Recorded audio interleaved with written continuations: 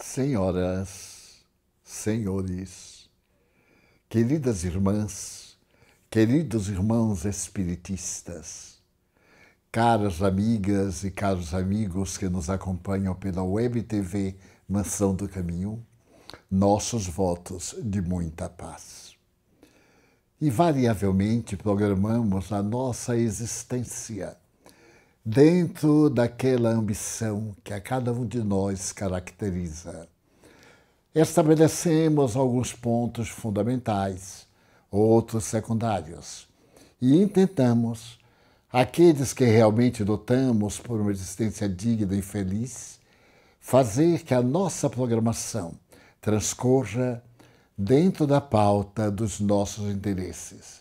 Entretanto, a existência humana é caracterizada exatamente pela surpresa.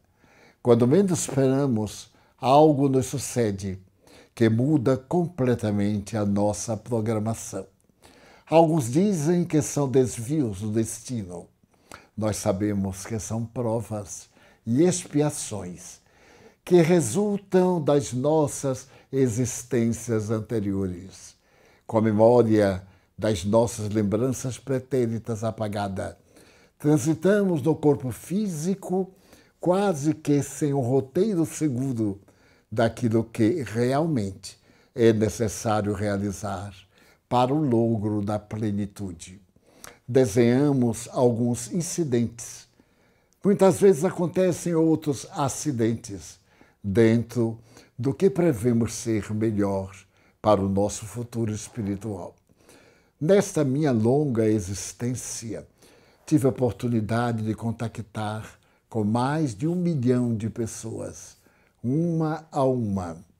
74 anos de doutrinas expostas em diferentes raízes do mundo, países diversos, sua cultura, suas tradições, seu programa de ação, pessoas parecidas conosco, mas profundamente diversas da sua maneira de viver, hábitos e costumes, e sempre fomos surpreendidos pela inoportuna apresentação do que chamamos inesperado. Hoje eu vou narrar para demonstrar a grandeza da imortalidade da alma, esta base da doutrina espírita, que é confirmar a sobrevivência dos imortais em nosso programa de evolução. Naturalmente, a nossa própria sobrevivência. Eu me encontrava em uma jornada pela América Latina. Havia reservado todo um mês para fazer uma viagem desde Buenos Aires até a cidade do México. Não pude passar pelas Guianas, foi a única exceção, mas por todos os outros países nós fomos atravessando um dia, 2 dias, e de acordo com as circunstâncias, até ficávamos um período maior. Em um desses países, com uma demonstração de grandes alegrias, fomos recebidos com o primeiro grupo espírita que houvéramos fundado fazia anos. Ele crescera e agora já havia adquirido personalidade jurídica. E me haviam solicitado para falar um tema, a reencarnação e os fenômenos que ocorrem na vida. Então, diante de um público expressivo para a cidade a que me refiro, umas 200 pessoas, falamos sobre a reencarnação. A reencarnação é o terceiro pilar da doutrina espírita. Mas para que haja reencarnação, primeiro, deveremos conceber a imortalidade. E para que pudéssemos trabalhar a imortalidade, como fez Allan Kardec, um estudo das possibilidades das pesquisas internacionais a respeito da sobrevivência da alma, da opinião de uma de outra religião. Ao terminar a conferência, sempre se me aproximavam pessoas gradas, pessoas amigas, outros interessados que tinham perguntas, que desejavam maiores esclarecimentos. Mas, desde determinado momento que eu comecei a falar, chamou minha atenção uma jovem de 22 hoje, 23 anos, muito bonita, esguia, alta, cuidada na apresentação do traje, na maquiagem. Ela despertava uma curiosidade no meio daquelas pessoas caracterizadas já pela meia idade, de alguns jovens. E ao terminar a palestra, ela também se acercou. Depois que eu atendi algumas pessoas, ela disse: Senhor Divaldo, eu desejava muito conversar com o senhor. Eu expliquei-lhe que o tempo em que eu dispunha era muito breve. Ali seriam alguns minutos. Na casa que eu me hospedava e deveria viajar no dia imediato, não via muito razão para convidar pessoas naquela noite de um domingo para uma conversa mais longa. Ela demonstrou na face uma tristeza tão grande que me comoveu. Então ele disse: se você puder abreviar, sintetizar. Ela me disse: não posso, porque é a história da minha vida. Eu sou muito jovem, como o senhor pode constatar, mas eu tenho 100 anos de experiências. Eu já passei pelas experiências talvez mais dolorosas que uma jovem mulher pode experimentar. E à medida que ela falava, havia tanta dor na sua voz que eu corri o risco de informar-lhe: um momentinho, eu vou chamar o meu anfitrião e vou perguntar da possibilidade.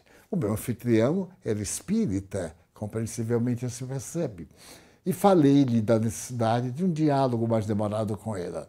E ele disse: olha, depois daqui, nós temos um jantar que amigos nos ofereceram. Só se ela estiver disposta a ir 10 da noite, mais ou menos. Porque já às 10 da manhã, você estará comigo viajando a outra cidade. Ele disse: mas para mim não tem horário, qualquer horário é bom. Pode me dar o endereço e eu estarei lá às 10 da noite. Fomos ao nosso jantar, estivemos com outros amigos, mas havia uma curiosidade interior em procurar ver se poderia ajudar aquela moça. Ela falou com tanta lealdade e havia na sua face tanta verdade que as palavras eram dispensáveis. Muito bem, chegou então o momento em que ela estava na casa do amigo esperando-nos. Havia sido recebida pela genitora do meu irmão espiritual, e quando chegamos foi um grande prazer. Tomamos um ligeiro café e então ela me contou: eu vou tentar sintetizar o máximo. O senhor está diante de uma pessoa muito infeliz. Eu não quero ser vítima, ainda não havia esse vitimismo, mas é que tudo de ruim me tem acontecido. Na primeira fase da minha vida, eu fui muito feliz. Digo de primeira fase porque até os 14 anos eu tinha um pai extraordinário e minha mãe era muito feliz com ele. E nós vivíamos no verdadeiro paraíso. Aos meus 14 anos, papai faleceu. E então a nossa vida mudou radicalmente, porque mamãe fez uma depressão cruel. Alguns meses ela esteve no médico, no psiquiatra, que a encaminhou para um psicoterapeuta. E depois, esse psicoterapeuta começou a frequentar nossa casa e demonstrou por mamãe um afeto inesperado, no que ele foi muito correspondido. Ainda não fazia um ano da desencarnação de papai e ele veio morar conosco. Até aí tudo muito bem. Era um homem educado, relativamente jovem, devia ter uns 40 anos no máximo. E então nossa casa passou a ter outro tipo de experiência doméstica. Por mais amado que ele fosse, por mais que ele amasse minha mãe, naturalmente a saudade do meu pai, os nossos hábitos foram todos modificados. Mas o que é curioso é que ele manteve uma certa afinidade comigo, dizia, ou teve assim a necessidade de interagir um pouco comigo para também aliviar as dores de mamãe. Conversávamos e certo dia em que eu não esperava, eu acordei com ele dentro do meu quarto. A nossa casa era uma mansão muito grande aqui na cidade. Na área das mansões, um bairro elegante. Então eu tive um choque. Imagine o senhor, que eu estava com 14 anos, e aquele homem, altas horas da noite, ele se aproximou de mim e me violentou. O senhor não pode imaginar, porque eu desejei gritar, ele me asfixiou quase, ameaçou bater-me, matar-me. Eu notei que era um doente mental.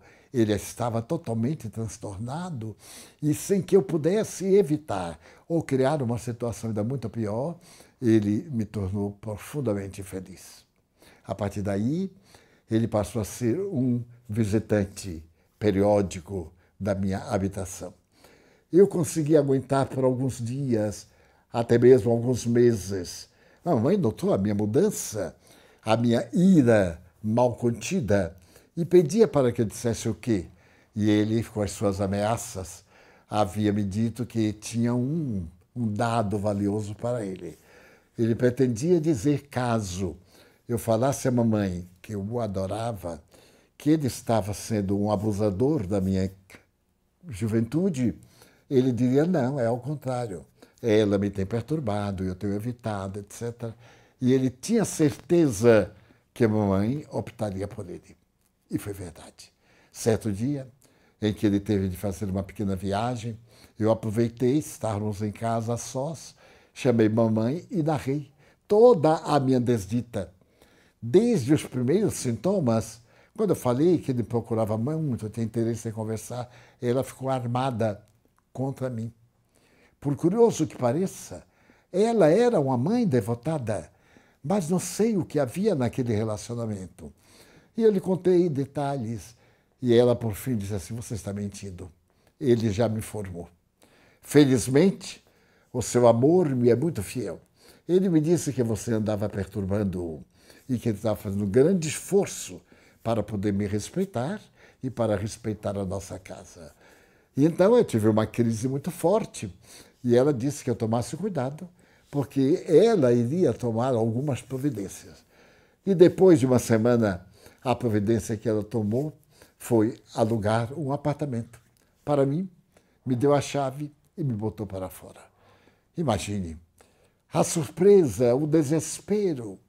Eu estava ainda cursando intermediário e tinha algumas colegas, algumas até mais velhas do que eu, e admirava como essas minhas colegas vestiam-se bem, estavam sempre na moda. E uma delas, com quem eu tinha maior confiança, maior intimidade, contou-me por fim, vendo a minha situação, e eu terminei por narrar-lhe a tragédia que me havia acontecido. Ela disse, mas não seja por isso. Hoje é infeliz quem quer. São acontecimentos da vida. Aproveite da oportunidade para você ser independente. Sua mãe tem independência econômica e tem o dever de lhe ajudar. Mas na hora que você conseguir a própria independência, eu lhe falei que seria impossível. Ela disse que não. Sugeriu que eu desistisse do apartamento e fosse morar com ela no seu apartamento. E então, eu, não sabendo a diretriz a tomar e sem capacidade de gerir a minha vida a sós, fazer compras, procurar viver, eu optei por ficar com a minha amiga, que era uma jovem de 18 anos. 18 anos. Parecia, no entanto, uma mulher de idade madura. A sabedoria, sei que eu posso chamar sabedoria, a destreza com que ela lutava, com que ela vivia, naturalmente me chamava a atenção. E eu fui ficar com ela. Por fim, depois de 2 semanas, ela disse, olha, eu sei que há um velho ditado, uma ocorrência que diz, o homem que não trabalha não come. Então você tem que trabalhar. Eu não posso trabalhar para nós duas, mas não há problema de trabalho para nós. Nós temos aqui uma casa respeitável, onde nós nos tornamos acompanhantes de pessoas solitárias. É uma profissão nova que apareceu nos Estados Unidos e no mundo inteiro. E então você, que ainda é muito jovem, vai despertar um interesse muito grande. E eu pergunto, mas acompanhar como? São pessoas, são industriais, viajantes, que estando em hotel, necessitam de alguém para um jantar, para ir ao teatro, para ir à ópera, para passear. E, naturalmente, nós nos tornamos uma companhia distinta dentro do nível da sua posição socioeconômica, e eles nos pagam por horas. As horas que passarmos, os dias, então somos regiamente remunerados. A instituição ganha uma parte e nós ganhamos outras. Você veja, agora mesmo eu acabo de comprar um automóvel. Já estou em condições de ser ainda mais livre. E ela mostrou seu guarda-roupa. Era realmente impressionante. E eu disse, mas e o que nós faremos além disso? Nada. Se naturalmente for necessário algo mais, a depender das circunstâncias, nós podemos nos tornar acessíveis. Era melhor que você experimentasse. Venha esta noite comigo, que eu lhe apresentarei a senhora que administra tudo. É uma pessoa fantástica. Ela trabalha pelas suas funcionárias. Nós somos 12. E então você é a mais jovem de nós. Vai nos roubar, talvez, os pratos mais preciosos. E assim, com um tom de brincadeira, ela me levou e eu percebi que era um prostíbulo. Fui muito bem recebida, tratada com certo carinho. A senhora era encantadora. Ela mostrou-me os álbuns, as habilidades de união sexual de algumas jovens que se permitiam maior convivência com os seus convidados, com as pessoas que acompanhavam. E foi tão gentil que eu terminei por narrar a minha própria tragédia. E ela me disse, não é uma tragédia, é algo muito desagradável, mas você é bonita, é jovem, está estudando. Pode ter uma vida muito bela e ganhar o seu futuro. A partir de certa idade, você escolherá com quem deseja casar-se e já terá independência para uma vida nobre, uma vida honrada. Volte aqui e acompanhe. E eu voltei pela tentação e a curiosidade e terminei fazendo parte do grupo de acompanhantes. Recebi algumas instruções. Fui levada antes ao ginecologista, que me deu orientações próprias, e a partir daí eu comecei a ser a acompanhante de classe de alguns clientes com quem a senhora tinha relacionamento. Mais ou menos uns 3 meses depois, eu tive a oportunidade de receber um cavalheiro que até hoje me impressiona. Era um homem já de certa idade. Ele tinha um semblante muito triste.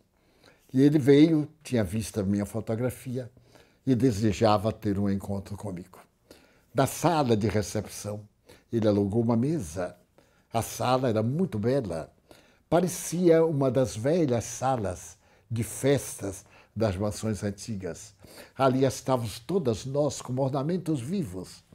E ele, depois das primeiras palavras, de me declarar o seu nome, a sua posição social, de me dizer que vivia na cidade, ele me contou que estava passando por um problema muito sério. A sua esposa, desde há alguns meses, estava com um problema na saúde, o que impossibilitava um relacionamento mais profundo, uma comunhão, no caso de marido e de mulher. Ele a amava com extremo devotamento, mas era um homem de família, estava acostumado e sabendo daquela casa que oferecia a oportunidade de uma convivência extraconjugal dentro de bases éticas e morais, ele gostou de conversar comigo. Eu poderia ser muito bem sua filha, é claro, ele disse, mas ele desejava conversar com uma pessoa jovem, que tivesse ideias e ideais. Ele era um industrial. Estava cansado, amargurado. Havia adquirido uma fortuna, mas a vida não lhe compensava. O dinheiro é importante, mas não é tudo. Ele agora mesmo estava crucificado na angústia de ter que recorrer a um relacionamento extraconjugal, mas que iria respeitar-me. Nós seríamos um casal de jovens. Iríamos enamorar-nos primeiro um do outro. Eu achei tão interessante. Eu ainda não havia tido namorado. Ele foi o meu primeiro namorado depois da tragédia, como antes da tragédia. E toda quarta-feira ele vinha, porque para ela é o dia que ele ia ao clube para jogar, para divertir-se com os amigos. E foi nascendo em nós um sentimento de grande respeito, uma amizade da minha parte. Ele era quase como se fosse o meu avô. Mas eu tinha por ele uma ternura muito grande. Ele me amava, mas me amava do ponto de vista sexual também. e me falava da oportunidade quando nós poderíamos realizar o sonho da nossa união. E menos de 4 meses desde o primeiro encontro, nós nos unimos na área física. E ele se sentiu um homem compensado. E passou a visitar-me, a nos encontrarmos. Eu passei a ter uma vida regalada. Confesso que nem me lembrava da minha mãe. E muito menos do bandido, que agora estava explorando-a. Esse falso psicoterapeuta era um indivíduo sem requisitos morais, sem qualquer valor. E mamãe, eu soube, andava encantada. Ela dizia a muitas amigas que eu viajei e, ao retornar, eu quis ter independência, e ela concordou plenamente. Na nossa mentalidade, nada mais é surpresa para a sociedade. Porém, certo dia, ele me falou tanto da esposa e de ver que ela não estava bem e que ele tinha ocultado o nosso relacionamento. Não deixava transparecer que agora estava mais feliz. Eu tive a curiosidade de conhecê-la. E então essa curiosidade foi muito peculiar, porque eu conseguia engendrar uma forma de vê-la no shopping. Ela estava, ele me avisou que iria com ela, e eu então fui também de longe. Eu a olhei. O semblante dela me cativou. Havia uma doçura, já era uma senhora de uns 60 anos, mas havia uma doçura na face. Aquele frescor da juventude ainda deixaram algumas marcas, mas havia uma tristeza nos seus olhos, que me tocou profundamente a alma. E a partir daí, eu comecei a experimentar um tormento especial, o tormento da traição. Eu estava roubando o seu marido. Ele a amava, ela também o amava. E eu era a terceira pessoa. Tinha que fazer tudo para retê-lo comigo, para tomá-lo, para explorá-lo. A minha profissão me educava ali para tirar o máximo das possibilidades que eu conhecesse e que eu conseguisse no relacionamento. O senhor não pode imaginar. Depois de algum tempo, eu preferi me libertar dele. Mas como fazendo? Já o amava. Mas a presença dela no meu psiquismo, na minha mente, era atormentadora. E eu resolvi encerrar a minha carreira na casa que recebíamos convidados e solitários e viajei a um outro país. Para poder facilitar a minha vida, eu consegui na polícia uma carteira de identidade como bailarina. É o que a maioria de nós pode conseguir, ter uma profissão de bailarina. E fui, naturalmente, com uma pequena companhia, mas não tinha e nem tenho atração artística. Depois de uns 6 meses, eu gastei praticamente o pouco que havia conseguido e retornei. Retornei e soube. Soube que ele voltou todas as quartas-feiras. Sentava-se, fazia um pedido, ceava muitas vezes, pagava a conta e ia embora. E começou a emagrecer. E depois deixou de vir. Deixou de vir totalmente. Eu que voltei no inconsciente, com o desejo de reencontrá-lo, atirei-me ao desespero. E comecei a ter verdadeiras crises nervosas e a usar cocaína. Era um tormento. Era um tormento. Ninguém sabe do sofrimento das criaturas humanas. O rosto bem maquilado e a alma atormentada. Nessa ocasião, eu preferi agir por conta própria. Saí da casa que me albergava e passei a viver experiências solitárias. Uma vez fui levado ao cárcere. Não porque estivesse fazendo qualquer coisa irregular, mas porque era uma técnica da polícia. Prendiam-nos para nós pertencermos ao seu cartel. Então ficávamos vigiadas. Aquelas que tinham seu protetor, esse se encarregava de zelar pelas suas vidas e evitar os exploradores. É um comércio terrível. É um comércio de vida, mas realmente é a vida da morte. E ali na prisão, por 2 dias, eu pude ver até que ponto nós conseguimos degradar-nos. Ao sair, eu era uma desventurada. Estava um trapo. Tive um sonho curioso. Eu estava semidesfalecida numa das casas de ilusões, quando ele entrou. A sua jovialidade estava expressa no semblante. A tristeza também. Ele se aproximou de mim e disse: por que você está se matando? Isso não vai resolver o nosso problema. Ame-se. Eu a amo também. Ame-se. Eu despertei e tive a sensação de vê-lo. Ele como que se foi diluindo numa nuvem que desapareceu. E eu fiquei com essa impressão tão viva que ao sair do cárcere, eu resolvi mudar de vida. Passei a ter uma vida digna, a viver com as poucas moedas que ainda me restavam.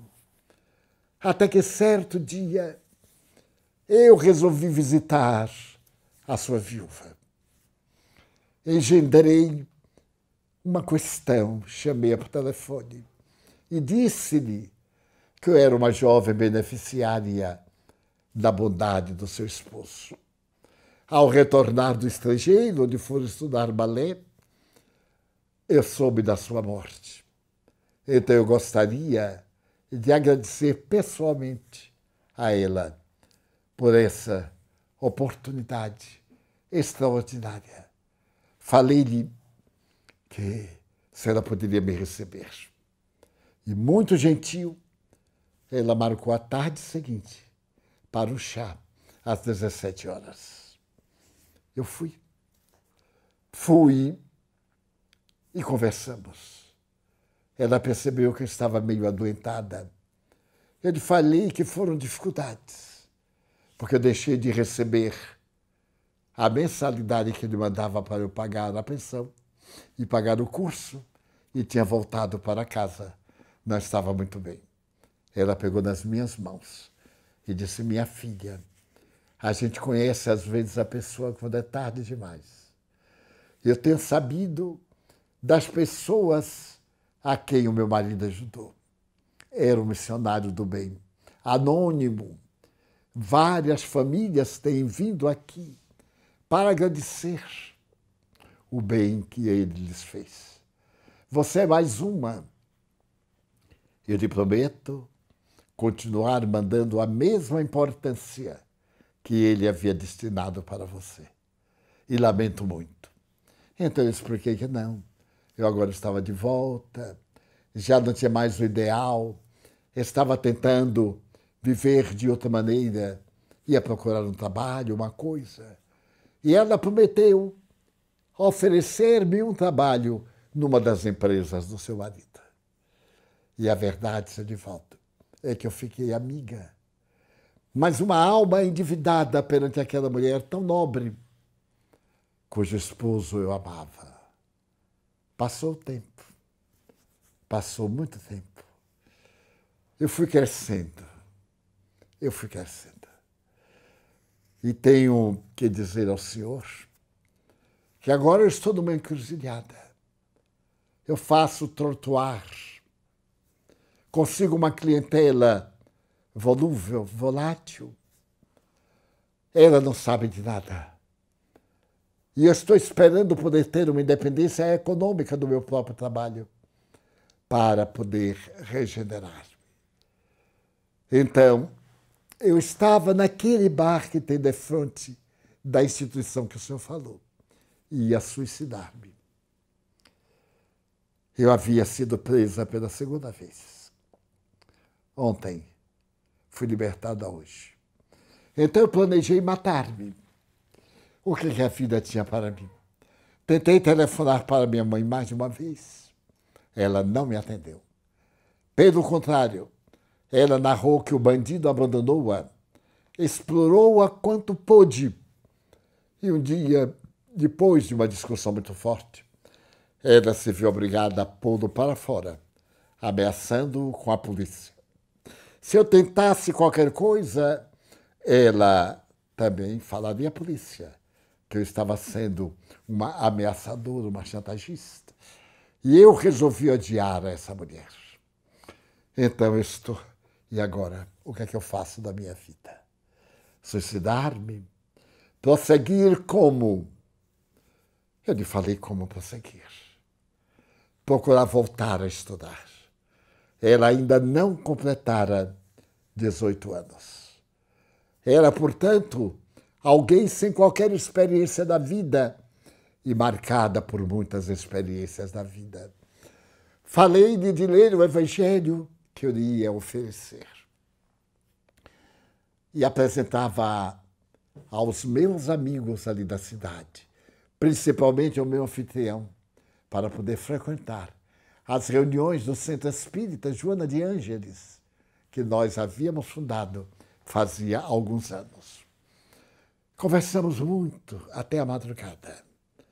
E eu prometi que continuaria escrevendo para ela. Eu lhe dava o meu endereço, ela me dava o seu, e ela iria reabilitar-se. Antes de nos despedirmos, eu chamei o meu anfitrião, apresentei-o, e disse-lhe somente isto. Ela precisa muito de nós. Então, o meu anfitrião perguntou-lhe, quantos anos você tem? 17. Você é órfã? Ele disse, é tão difícil explicar. Eu disse, como se fosse órfã. E o que é que ela faz na vida? Ele era juiz de direito. Eu disse, uma vida de aventura. É uma dama da noite, uma menina, uma criança. E ele disse-lhe, se a minha mulher tiver qualquer afinidade com você, e eu lhe pedi para vir morar conosco, você aceitaria? Ela ficou assim parada. Ela disse, mas eu nunca encontrei bondade no mundo, que é isto? Eu digo, mas nós somos espíritas. Nós cremos na nossa imortalidade. Tudo o que fazemos, fazemos-lo em nosso benefício. Nós somos semeadores do futuro. Semeamos hoje a couve, o trigo, mas também o carvalho, que nos dá sombra, madeira e lenho para as construções. Ela ficou de pensar. Eu viajei. Segui a outro país. E adiante, o meu amigo telefonou-me uns 15 dias depois, dizendo que estava tratando de adotá-la como filha. Estando ela com 17 anos, ainda era de menor, iria morar com ele. A vida dela estava numa revolução. A esposa dele estava imensamente feliz. E ela, então, quando eu voltei da viagem, latino-americano, havia conseguido trazer do sofrimento mais profundo esta alma. E o meu amigo apresentou-lhe a expressão mais pura do amor. Ela continuou com ele pôs-la a estudar. Passou um ano, passaram 4 anos. E certo dia eu recebo dela uma carta. Ela dizendo que desde aquela época inicial estava frequentando o Centro Espírita Joana de Ângeles. Eu me senti profundamente gratificado, porque a sua carta é uma beleza, tanto do ponto de vista literário, como do ponto de vista sociológico. Mas ela tinha uma novidade a me dizer. Estava agora com 23 anos. E, pasmem, um rapaz que frequentava o Joana declarou-se-lhe. Demonstrou que tinha um grande afeto por ela, mas era um afeto para casar. Era um jovem de 28 anos, muito bem empregado, em condições. Os pais dela sabiam das intenções, porque ele as declarou. Sabia sim, mas ela estava agora em dúvida e me escreveu perguntando: o que faço? Eu disse-lhe, por escrito, tenha com ele uma conversa e narre tudo. Como você narrou ao seu pai, à sua mãe de estima que adotaram, fale com ele. Porque se tiver no seu destino o matrimônio, ele não será iludido e nunca poderá apontar-lhe o dedo por haver obtido algumas dificuldades da sua vida. Se ele for realmente homem, um homem de bem, ele compreenderá. E assim fiquei na expectativa. Na sua próxima carta, ela me dizia que saíram a passear. E no jardim encantador que tem na cidade, entre rosas, ela lhe confessou a vida. E disse que não podia enamorar-se, porque era uma alma muito comprometida com a vida. Ele ouviu tudo, serenamente, e lhe respondeu o seguinte: você não está pedindo para eu me contar a minha vida. A minha vida também não foi dourada. Foi uma existência jovem, com as dissipações da juventude, com os problemas naturais e outros que ocorreram, de que não lhe vou dar notícias. Então, quero lhe colocar aqui uma posição. Se você promete ser-me fiel desde o momento em que nós iniciamos um relacionamento afetivo, o seu passado não me interessa. Interessa o seu futuro comigo, da mesma forma que você não irá exigir que eu apague o meu passado. Como apagá-lo? Terei de construir uma vida nova. E eu, então, fiquei fascinado, porque ela havia encontrado um homem de bem.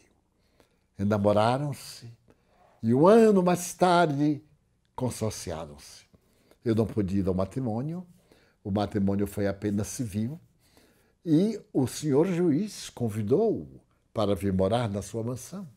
Havia espaço bastante e ela passou a viver com o marido. Nesse ínterim, passou o tempo e eu voltei à cidade. Fazia quase 10 anos que eu lá estivera. Tudo havia mudado muito. O meu amigo já era agora um homem com as características da velhice. A forma, os cabelos desapareceram um pouco. A senhora era o tipo de uma matrona e ela estava cada vez mais linda, com menos de 30 anos. E era mãe de uma criança a quem ela pôs o nome do antigo cavalheiro e falou ao marido: é uma homenagem a ele. Quando eu vi a criança, com 3 anos, movimentando-se na sala, chegando-se até mim, olhando-me profundamente nos olhos, tomou as minhas mãos, segurou-as e disse: avô Didi, meu avô, e me deu um abraço enorme. Eu descobri, por informação espiritual de Joana de Ângeles, que era ele quem havia voltado. Havia voltado nos braços da mulher querida. Mas havia algo ainda mais extraordinário. Ela continuou o relacionamento com a viúva, que passou a amá-la de uma maneira muito delicada, que passou a frequentar as reuniões espíritas quando soube da imortalidade, que nesse ínterim recebeu uma mensagem dele pela psicografia de um dos médiuns da nossa instituição, abordando itens que somente ela podia saber. Descobrir que a imortalidade é uma realidade inaudível, e indestrutível. A imortalidade da alma é a vida da vida. Tornou-se também espiritista praticante. E quando nasceu a criança e passou a ter o seu nome, a senhora veneranda, agora septuagenária, fazendo o seu testamento, tornou aquela criança a herdeira de todos os seus bens. Não havia tido filhos, não tinha parentes muito próximos, pais já haviam morrido, irmãos. E então, o que é de impressionar? Na imortalidade é a lei da reencarnação. Ali estava ele para unir os bens que havia acumulado na anterior. Ia desfrutar agora, depois que o amor abandonou a faceta da carne para ser amor transcendente da vida, daquela antiga jovem da ilusão, que era também portadora de sentimentos nobres. E ele, na sua angústia, havia encontrado reconforto e confiança. Estava ele recebendo e dando carícias à sua mamãe, recebendo e dando carícias à sua antiga esposa, na condição agora de madrinha espiritual. A vida é muito curiosa.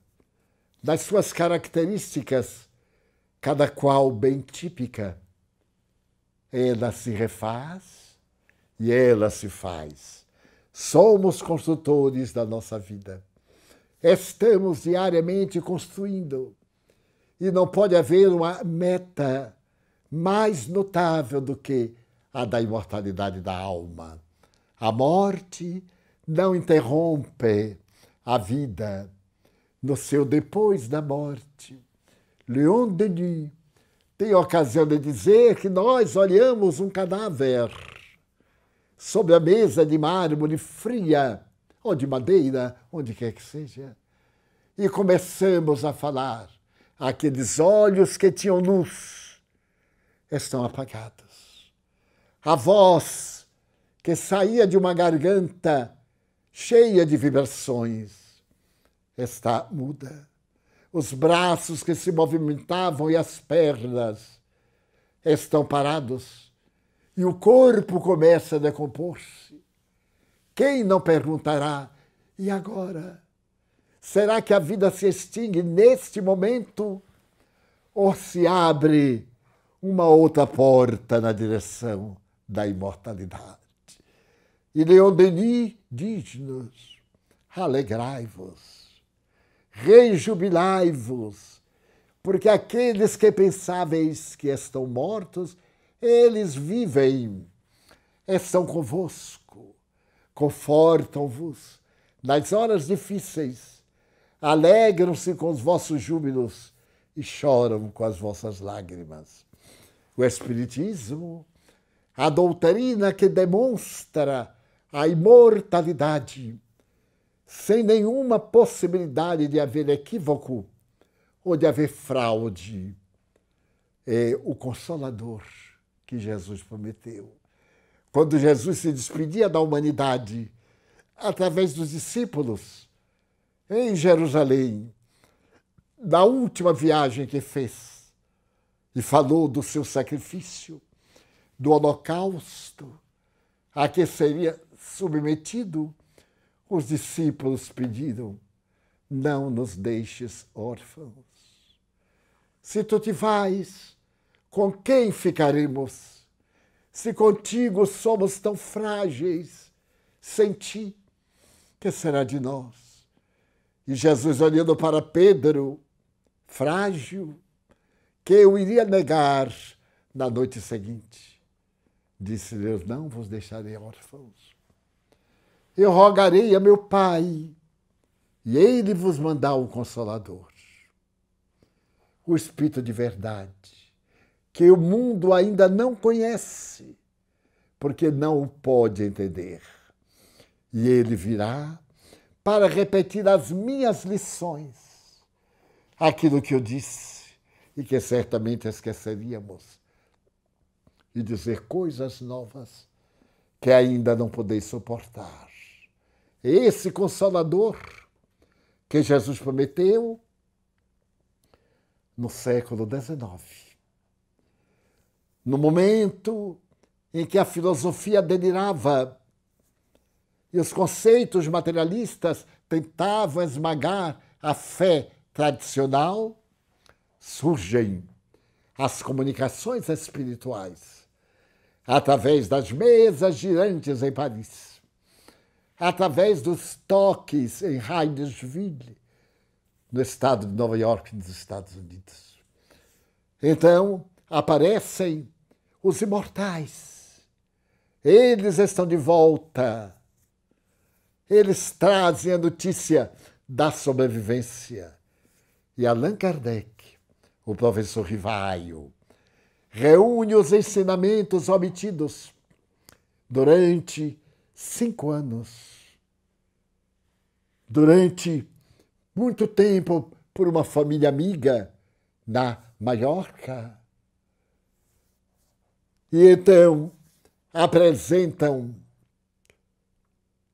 o Livro dos Espíritos, este manancial de bênçãos, em que Allan Kardec, utilizando o método platônico de perguntas e respostas, desvela o mundo da imortalidade, dando-nos a certeza de que a nossa vida tem um sentido, e esse sentido é o sentido que vale a pena.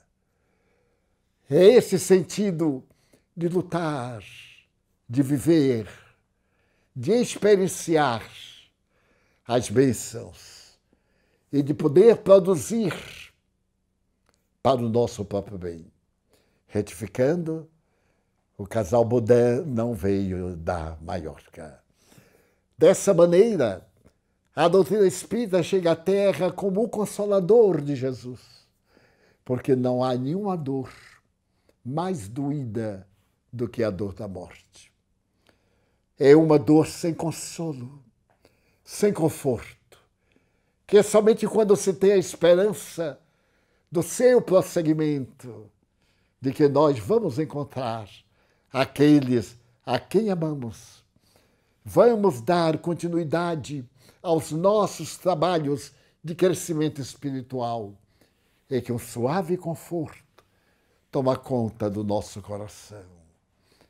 Quando eu tive a oportunidade de ver minha mãe desencarnando, ver o espírito deslocar-se do corpo, e uma semana após, a oportunidade de vê-la como era aqui na terra, com o vestido que eu lhe houvera doado tecido. Ao apresentar uma palestra, ela me aparece e diz: fale, meu filho, da imortalidade da alma. Diga a esta gente bondosa que veio ouvir que ninguém morre. A vida é indestrutível. Fale-lhes de que a saudade pode ser minorada quando continuamos a laborar em memória daqueles a quem amamos. Se a pessoa sente a saudade tormentosa e o guante da dor lhe esfacela o coração, ame em homenagem ao ser que agora está esperando o retorno para que o reino dos céus se estabeleça nos corações. Então, Allan Kardec pergunta: que tem o materialismo a dar? Dizer que houve a consumpção de tudo, que a vida degenerou e aniquilou-se. Por quê? Porque somente a alma está fadada a aniquilar-se. Tudo são transformações. Nada se cria de novo. Não surge nada de novo senão em processos químicos, atômicos e outros, em que as micropartículas se apresentam em outras formulações, e nós vemos que tudo na Terra é eterno, desde Deus, e é imortal como as criaturas humanas. Quando sabemos que há toda uma lei de evolução, A pedra vibra, tem o psiquismo, ainda diz Leon Denis. O mineral coeso está no processo de evolução. No vegetal, a seiva tem vida. E esse psiquismo, essa energia vital que vem de Deus, se aprimora. E no animal, ela tem um instinto para, no ser humano, raciocinar. Mas não para no ser humano. Ela evolve. Ela vai diretamente ao ser angélico, ao arcanjo, ao infinito, que a nossa imaginação não pode penetrar. Por que deveria morrer, desaparecer, ser apenas a matéria que se autofez por um capricho da inteligência do destino? O Espiritismo veio, pois, confirmar o que Jesus demonstrou. Eu voltarei da tumba. 3 dias depois, foram tomadas todas as providências para que ele não ressuscitasse. Foram colocados soldados na tumba que pertenceu a José de Arimateia. E apesar de tudo, a pedra de Mó estava corrida. O túmulo estava aberto com os panos que o envolveram. E ele aparece a Maria de Magdala para dizer: vai e dizem aos teus irmãos que eu voltei, conforme havia prometido.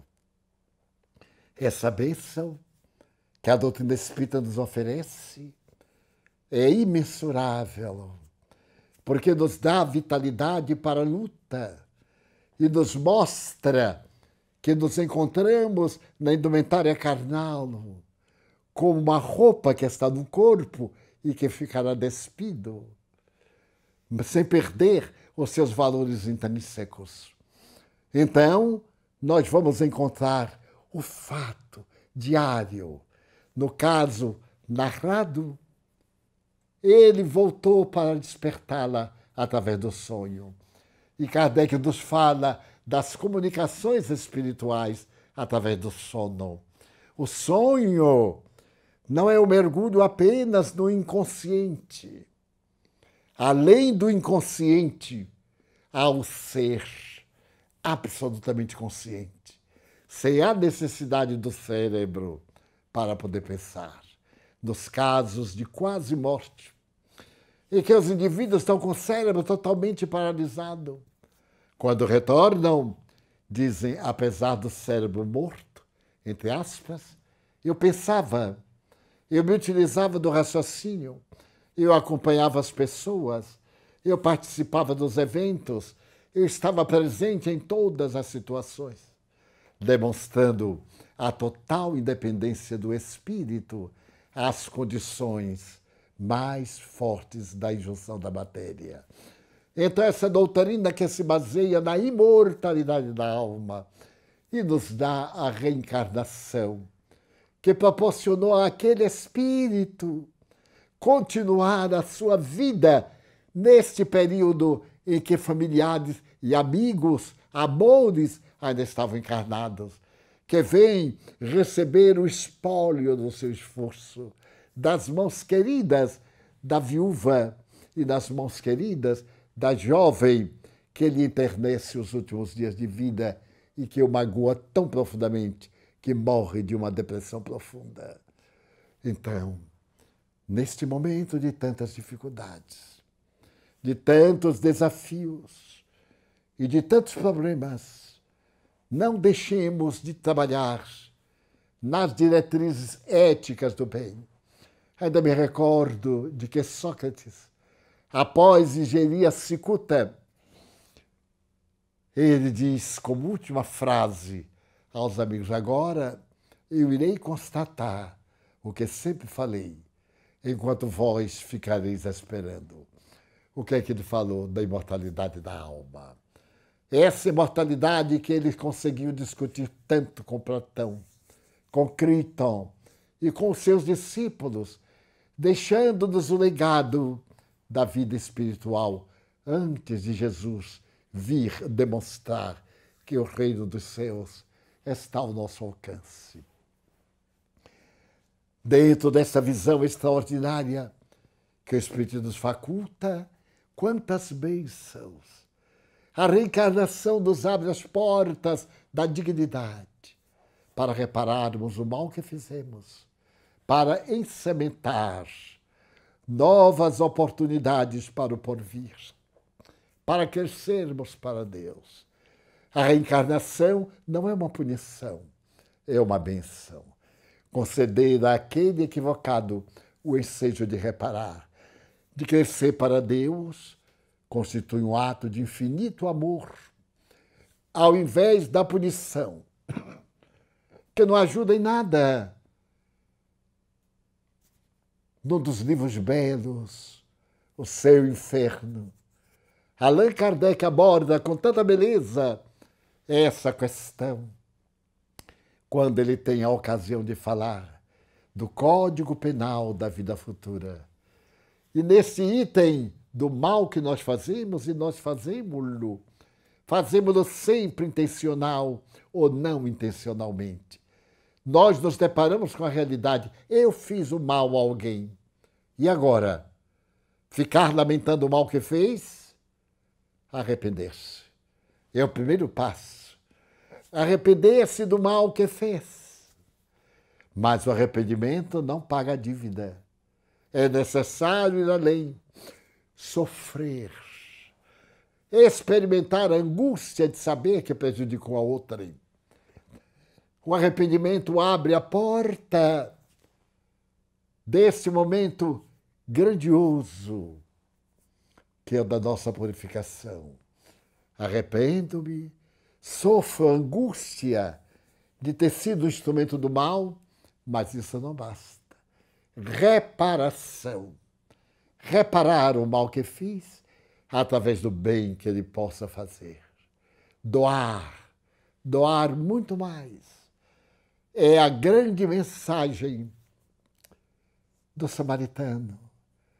O samaritano oferece ao judeu que o persegue a raça que implica com a sua raça, na hora mais difícil da sua vida após ter sido assaltado. O abrigo, o medicamento, o apoio, a assistência do dono da hospedaria e a garantia de que ele poderia ficar ali quanto fosse necessário. A lição do samaritano que Jesus nos dá é como a reencarnação também para os maus, para aqueles que se comprazem nas administrações públicas, no furto, no roubo, na desonestidade, no crime, nos crimes, nos homicídios, nas guerras, na destruição. É também filho de Deus. Judas, que cometeu um dos maiores crimes da história da humanidade, hoje está resgatando no mundo espiritual para voltar à Terra e resgatar em uma dolorosa reencarnação que também o sublimará. Porque o mais importante foi a vítima, e a vítima o perdoou. Foi Jesus que nos deu esse exemplo extraordinário do perdão. Então, nós vamos encontrar nessa página do Código Penal da Vida Futura o perdão na etapa final, para nos libertarmos do mal que, por acaso, hajamos feito em um estado de loucura ou no estado de perda do nosso sentido do bom equilíbrio, no estado de desequilíbrio emocional, que nos ocorre tantas vezes e que nos leva a situações penosas. Por isso, a doutrina espírita está na Terra desde 1857 e hoje distende as suas asas de misericórdia sobre parte do mundo até alcançar o mundo inteiro no porvir, quando surgir a religião do amor e da fraternidade, que nos unirá a todas as criaturas em um único postulado. E é tão bela essa promessa que o próprio Allan Kardec perguntou: será o Espiritismo a religião do porvir? Não. Será o porvir das religiões. O Espiritismo vai explicar o porquê da dor, do sofrimento, do abandono, de todas essas tragédias do cotidiano, através da lei, do ir e voltar, das sucessivas reencarnações. O Espiritismo vai nos falar da comunicação que prova o mais além e vai explicar as doenças, essas doenças terríveis que o indivíduo já nasce, congênitas e irrecuperáveis, processos de resgate. E sempre nos acenará com alegria a oportunidade de recomeçar o caminho 1000 vezes, para que o sonho da felicidade se complete, além daquela perspectiva que temos de encontrar a alegria de viver.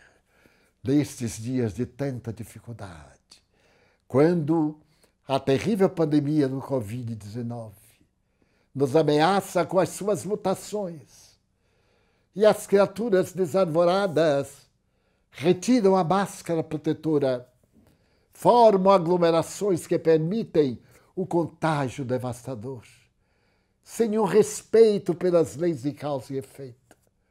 O Espírito vem dizer: obedeça às leis da saúde internacional, precavenha-se, resguarde-se, porque qualquer descuido também é uma forma de suicídio indireto. E ame a vida, ame-se, propagando as suas esperanças, as suas alegrias e todas as ansiedades do seu coração. Recordando-me, faz muitos anos, numa viagem em que desejava levar a palavra da doutrina espírita a todas as nações da América Latina, nas suas capitais, 1969, a figura dessa jovem que já desencarnou. Ele hoje é quase um ancião, é um homem de idade, feliz. Mantive correspondência há longos anos. Os fenômenos da vida nos distanciaram um pouco, mas sei que ainda é feliz, com seu lar, seus filhos, porque a vida multiplica bênçãos. Então, recordando-me dessa jovem, estoica, cuja mãe feliz tocou-a por alguns momentos de prazeres sensuais, da loucura de uma paixão mórbida. Tenhamos muito cuidado com as nossas paixões, as nossas sensações perversas, as nossas falsas necessidades. Tenhamos muito cuidado ao lembrar-me de que isto está sucedendo hoje, todo dia, em todo o mundo, porque ainda não aprendemos a ciência nem a arte de amar. Com esses dois elementos, a ciência e a arte de amar, nós encontraremos Jesus dizendo suavemente: vinde a mim, todos vós que sofreis, tomai sobre vós o meu fardo, recebei o meu jugo, porque leve é o meu fardo, suave é o meu jugo. Vinde, eu vos aliviarei. Quando a noite seja muito densa e as dificuldades pareçam não ter solução, quando as portas do mundo estiverem aparentemente fechadas e o abismo abrir-se diante dos nossos pés, não acreditemos que não há chance de sobreviver.